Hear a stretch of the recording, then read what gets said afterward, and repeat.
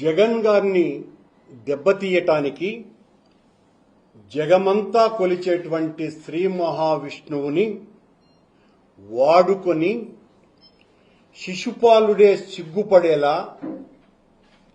కంసుడే చెవులు మూసుకునేలా, సమస్త రాక్షసులు నోరు వెళ్లబెట్టేలా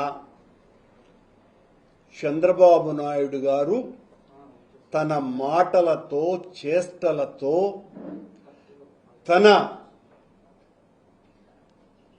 వంత పాడేటువంటి పత్రికలు, ప్రసార మాధ్యమాలతో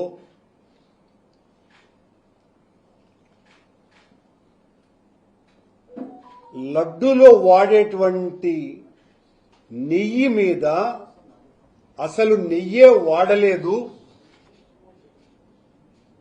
యానిమల్ ఫ్యాట్ వాడారు అని ఆయన మాట్లాడడం జరిగింది 18వ తారీఖు సెప్టెంబర్న. అంతకు పూర్వం జూలై నెల 20వ తారీఖున ఈవో శ్యామలరావు గారు వెజిటబుల్ ఆయిల్ కలిసింది అని చాలా స్పష్టంగా ప్రెస్ మీట్ లో పెట్టాడు.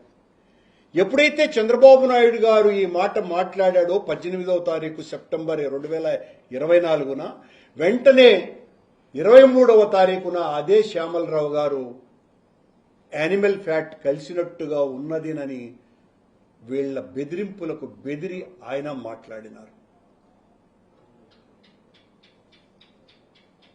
పురాణ కాలంలో మహర్షులు యజ్ఞం చేస్తుంటే రాక్షసులు అందులో మద్య మాంసాలు కలిపారు అనేటువంటి కథలు మనం ఎన్నింటినో విన్నాం.